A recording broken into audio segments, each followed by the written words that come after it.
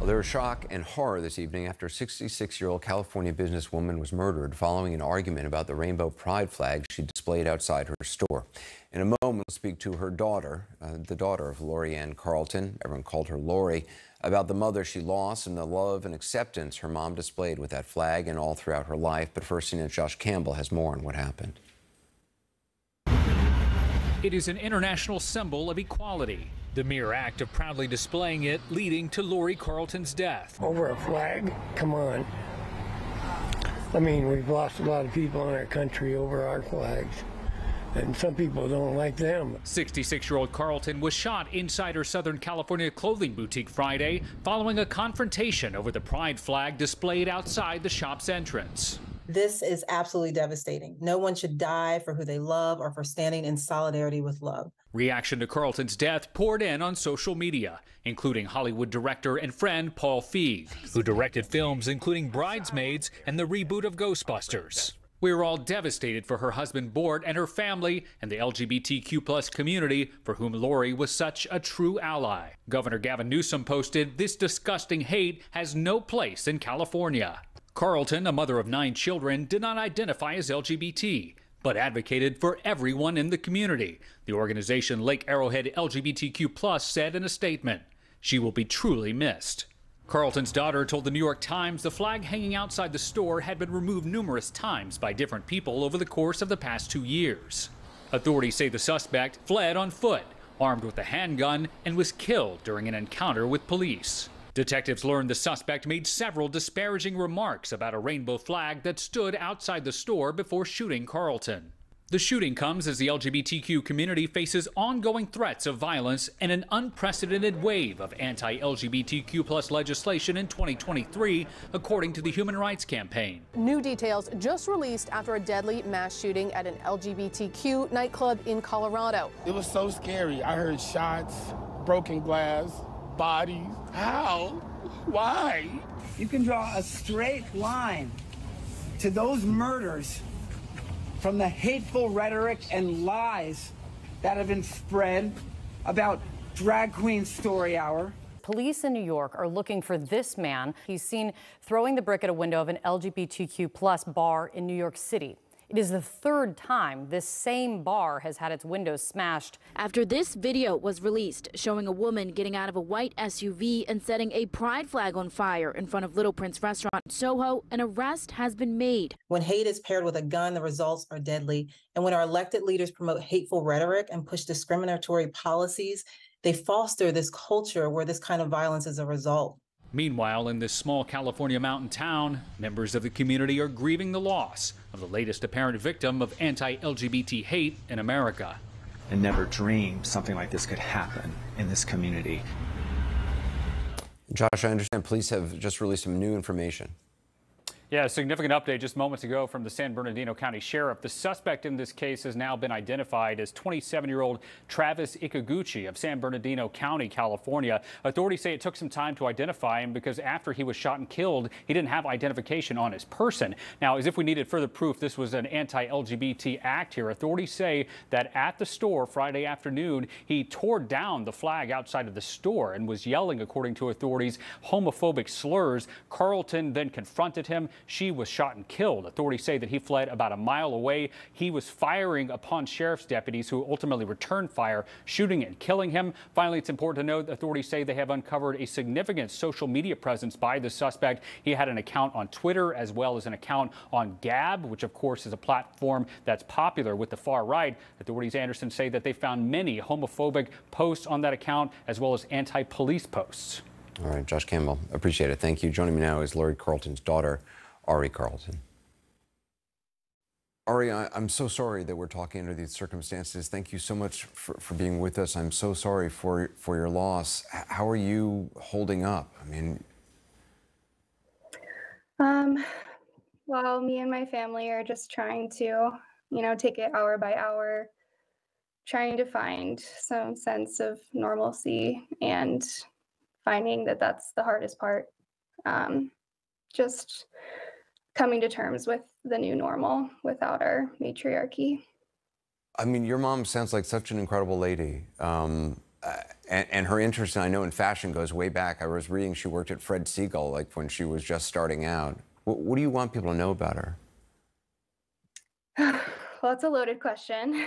My mom and I were very close because she had such a long history in the retail industry and was such a pioneer in it. And I myself have been in the retail industry my whole life, and I owe that to her. But I think what I really just want people to know about her was just how selfless and kind and compassionate she was. She always put the needs of others ahead of her own. And, we had a really rough winter here in Southern California, and her and my father had opened up a free store next to Magpie where they gave out food and supplies to the families that were impacted by the storms here. And I think that really just goes to show what an incredible person that she was. It's so sickening to imagine that this is how your mom's life ended. I mean, did your mom talk to you about why it was important for her to display the pride flag and also the reactions she'd gotten, positive or negative, over the year? Yeah, I mean, I think for her, it was just something that was so important, and she was so fearless, and any negative reaction, she just powered through. The flags had been torn down before by different individuals, and she always went and ordered an even larger flag in response and put it up. So, I admire her, and I'm so proud of her, and I know that she passed standing up for something that she believed in. Had she ever been afraid for her safety? You'd said some of the pride flags she'd put up had been torn down in the past. Was she ever afraid?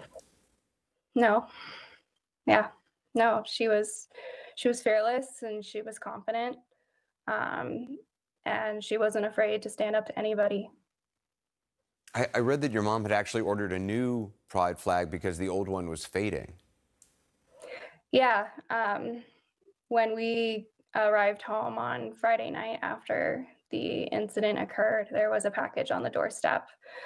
And it was a new flag, and she had told my dad that she had ordered it because the one that had been hanging had naturally faded from the sun. Wait, I'm sorry. The new flag had arrived, was waiting on your doorstep when you got home after your mom had been killed? Yes. I can't imagine what that was like, even seeing that. Yeah. It was hard and emotional. But I mean, even the store now, and she has another store down in LA, so many supporters and people that were a part of our community have gone and put up their own flags and rainbow flowers and so many things to honor her. I understand one of your friends actually reached out to you to tell you what seeing that flag at your mom's store had meant for her and her family. Yeah, I mean, we've received so many messages from people that we knew or know, strangers from around the world. But I think one of the most touching messages was from someone that my twin sister and I grew up here, and we would spend the summer months here, and we attended a dance camp. And me and my sister are identical twins, and this individual had an identical twin as well, and we bonded over that. And she messaged us this morning to let us know that she had driven past my mom's store a couple of weeks ago and seen the pride flag, and that gave her the courage and the push to go home and come out to her family. And that really resonated with us. And I know that's really all that my mom wanted, was for everybody here to feel safe and loved and accepted for who they were. Sorry. Well, is there anything else you want people to know or share about your mom? Yeah, I want to make sure that no matter what the circumstances were surrounding her death, that we just focus on who she was as a person, just beautiful inside and out. and that we all move forward by preaching love and acceptance and equality in her honor. I know I sure will. Well, you've had a great role model, and will continue to. Ari Carlton, I appreciate your time tonight, and I'm really grateful for you willing to talk about your mom and let us know about her. Thank you. Yeah, thank you for having me.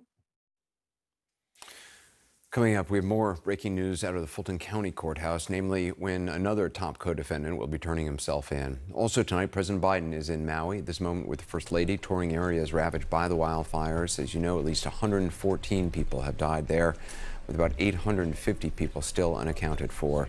We'll have a live report on what the president said and the latest in the rescue and recovery operation.